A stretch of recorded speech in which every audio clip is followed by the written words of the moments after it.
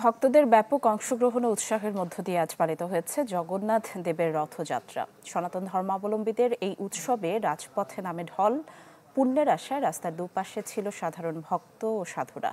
রাজধানীর স্বামীবাগের ইস্কন মন্দিরে শুরু হওয়া বর্ণাঢ্য রথযাত্রা শেষ হয় ঢাকেশ্বরী মন্দিরে। ঢাকা সহ সারা দেশেও পালিত হয় উৎসবটি।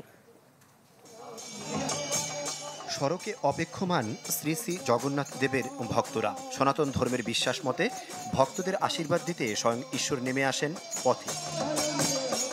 স্বামীবাগের ইস্কন মন্দির থেকে শুরু হয় বর্ণাঢ্য রথযাত্রা। প্রতি বছরের মতো এবছরও শ্রী শ্রী জগন্নাথ দেবের রথযাত্রা পালিত হয় ব্যাপক সাড়ম্বর ও উৎসাহে।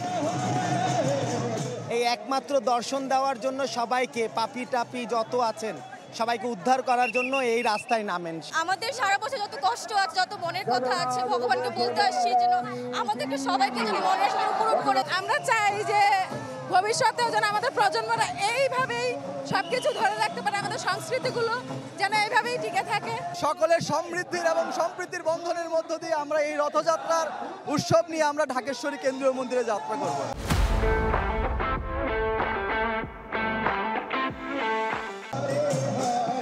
দেবতা শ্রীকৃষ্ণের 3 ভাই বোনের মাসিবাড়ি যাত্রাকে উপলক্ষ করে পুরীতে প্রচলন হয় রথযাত্রা। ইসকনের আয়োজনে বাংলাদেশেও সনাতন ধর্মাবলম্বীরা পালন করেন দিনটি। নানা আচার ও রীতি মেনে মঙ্গলের আশায় সম্পন্ন করেন রথযাত্রার আনুষ্ঠানিকতা।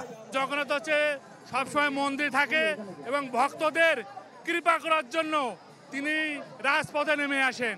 হরি বল। এইবার নিরাপত্তা, সর্বোচ্চ নিরাপত্তা আমরা পেয়েছি, কোনো জায়গায় কোনো সমস্যা হয় না। নির্বিঘ্নে আমরা জগন্নাথ, বলদেব, সুভদ্রা মহারানীর 3টা রথ আমরা নির্বিঘ্নে টেনে নিয়ে যাচ্ছি। স্বামীবাগ থেকে শাপলা চত্বর, রমনা কালী মন্দির, জগন্নাথ হল হয়ে ঢাকেশ্বরী মন্দিরে গিয়ে শেষ হয় এ রথযাত্রা। আর ঢাকার বাইরে বন্দরনগরী চট্টগ্রামে প্রবর্তক মোড় থেকে শুরু হয় রথযাত্রা। সিটি মেয়র এ রথযাত্রার উদ্বোধন করেন। ছিলেন হিন্দু সম্প্রদায়ের হাজারো নারী পুরুষের বিশিষ্টজনেরা। রথযাত্রাটি গোলপাহাড়, চট্টেশ্বরী, কাজির দেউরি ঘুরে আন্দরকিল্লা হয়ে কেসি রোডে গিয়ে শেষ হয়।